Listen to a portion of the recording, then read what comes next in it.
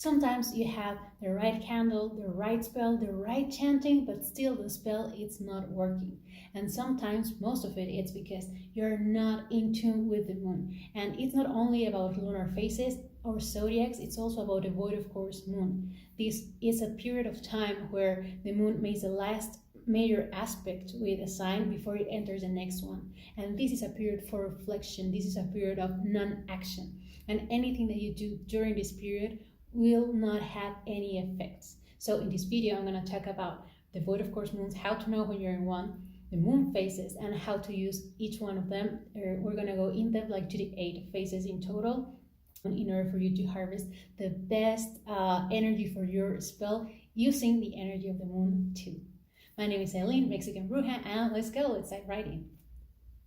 So first we have the void of course moon. As I mentioned earlier, it is from the time that the moon makes the last major aspect with a sign before it moves into another. So we can just go into this site, astro/sick.com, and we're gonna go right up here where it says moon phase calendar. Once that you go into the moon phase calendar, there is a part that says void of course, and here you can see, for example, I am looking to the dates of April. So April 2nd from 6:02. Oh, remember to put it into your own time zone so you can actually know which time is more accurate for the spells that you're doing. I also put in my Instagram, if you want to follow it, is at aileen.mexicanbruja, and I post the void of course moons, not only what it represents and what is recommended to do in these pauses. So here, for example, I'm seeing April 2nd from 6 a.m. because I am GMT time. From 6 a.m. it makes the last aspect in Leo. The moon is trining with Mercury, and this is where the void of course starts, and then the void of course ends the same day, April 2nd at 10:58. When the moon enters Virgo at 0 degrees. So this means that the moon trining Mercury, it means something. It is a time of reflection of our communications and how we express ourselves. It is going to bring a moment of creativity, of inspiration. And the important thing here, this is just an example, and the important thing here would be to meditate on that, reflect on what are the next steps that we want to give, but not actually take any action, because this void of course moon, this period is going to be non-beneficial for anything action-wise. So this is why if we make a spell, let's say in April 2nd from 6 a.m. to 10:58, it's not gonna work out. It was a period for reflection, and instead we went to action. So it is important for us to be in tune with these seasons. Again, you can check them here in AstroSig. You can also follow me and check the void of course moons and what to do, and make sure that your spell doesn't fall into any of these dates with the void of course. So we all know the moon phases. We have the new moon, the waxing crescent, first quarter, waxing gibbous, full, waning gibbous, last quarter, and waxing crescent. And as I mentioned before, each of these phases is going to help us for something in our lives. And I always find it that it's better when we go to it as a story. So if we think of this as a plant, for example, the moon, where we have absolutely no light, we have nothing to guide us there, we are in complete darkness. So this is a great moment to start doing our manifestations. What do we want to create? Also, an important thing to remember is that when we're going in the new moon, we're going into the full moon. So we're searching some kind of illumination. We're getting complete, we're gaining stuff. So think in the new moon, what manifestations you want to make, because it is going to grow. It is only going to get bigger. It is only going to get better. Whatever it is that you want to receive, this is the moment to plan ahead and do it. Then we have the waxing crescent. In the waxing crescent, we literally can start seeing a little bit of the light of the moon coming forward. It's starting to illuminate us. We're starting to feel this spark. We're starting to feel this need of movement, of traction. But the clear key and focus on this time is to let go of anything that would make it harder for us to grab our new opportunities. Because it is true that if our cup is already full, we're not going to be able to get something else. We're not going to be able to get the new blessings, the new opportunities, and anything new that we want to manifest. So we're starting to get this spark, but it's important to still be in this reflection. We still have enough darkness for us to work into the subconscious and understand where are these motivations coming from. So when we are in this time of the moon phase, it is beneficial for spells, for shadow work, to getting rid of things, for cutting through anything that doesn't belong anymore. Then we move into the first quarter moon. This is really when we start to see like half and half. We see half the illumination already coming through, and we see half of the darkness still. So this is a period of reflection. This is a period that is very beneficial if you could just stay in silence for a little bit, meditate, reflect on everything that you already let go, and see if you need anything else to let go. You also have half of the light, so it is a point where you can see the light at the end of the tunnel. You can see where your manifestations are going to. You can also make adjustments. This is the best period for any adjustment. So if you made any manifestation in the new moon and you want to change it, this is the time to do it, to reflect on it. You still have like this period of grace thing. We're still growing into the full moon, so we still have a chance to go ahead and reflect on our manifestations, whatever it is that we want to do, whatever adjustments. The key word for this is change. Whatever you want to change, this is the best period to do magic for that change. Then we have the waxing gibbous. In this stage, the moon is almost full on its totality. We can almost see all of the whiteness of the moon going through. All of the light is illuminating secrets, and we can see everything almost coming through.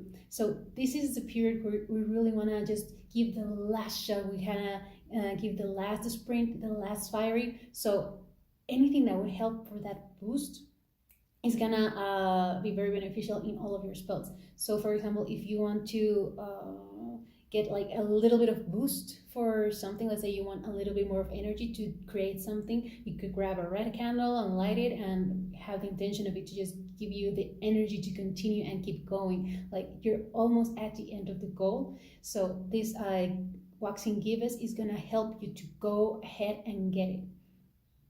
Use spells that have to a little bit more of power. We're again almost at the full moon, so we don't have the full energy yet, but we still do have a lot of energy available. So let's use this energy in order to complete anything. That's the key word for this moon phase: complete. Anything that you wanna finish, this is the time of period to do it. This is the kind of spells that you wanna do during this moon phase.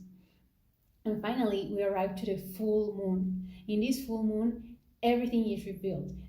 Think of the light of the moon as actually shining on the secrets, like revealing the truth. It's said that anything that was masked before is now going to reveal itself, and it is for beneficial for spells that have to do with something like that.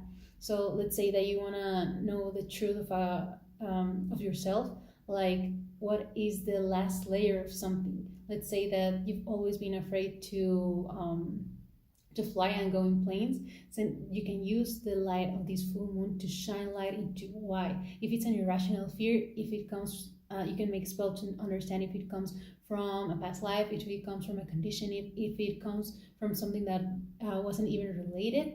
Maybe you saw a movie of it when you were a kid and you don't remember it right now.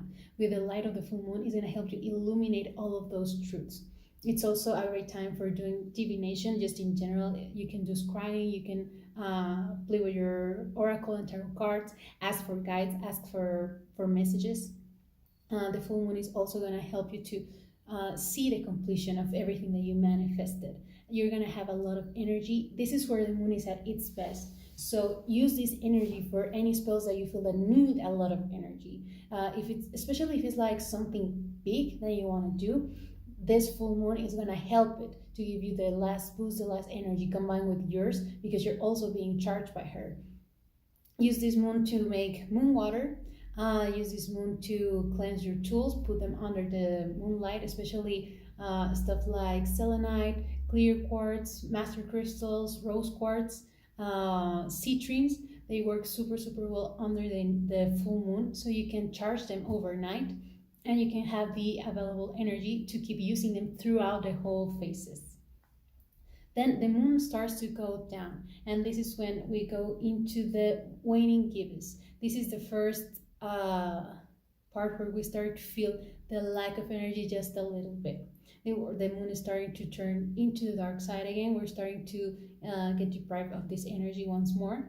If you're thinking of this as a flower, in this phase, the flower will already be blooming and removing the petals in order to have the bearing fruits. So it's the maturity of the idea. Whatever it is that you manifested on the full moon, is time to reap all of those rewards.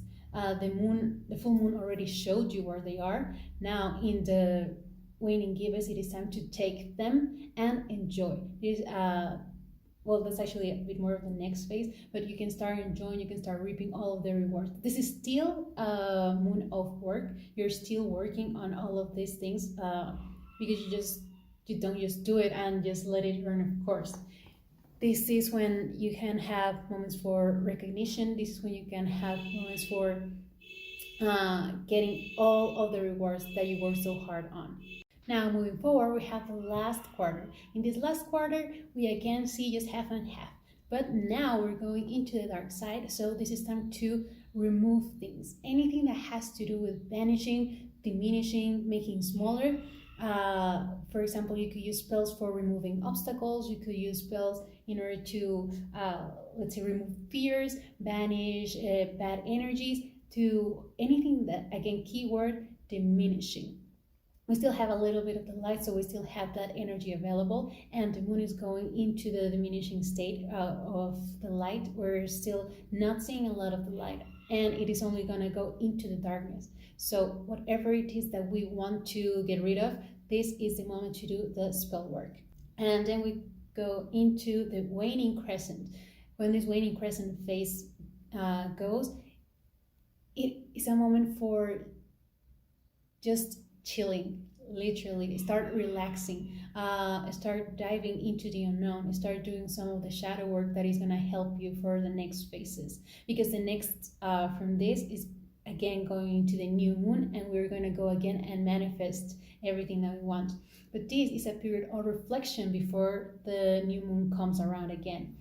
And so in this waning crescent period, we have a lot of reflection to do about the things that are coming to an end. Again, this is following like the natural cycle. So what things are coming to an end, and understanding that whatever it is, what is the impact that it has on yourself, and what do you want to do about it. So use this phase to create spells about divination, about relaxation, about calming, and all of this is in order to put the mind at ease and to understand what is going on around us, like spiritually speaking, more so.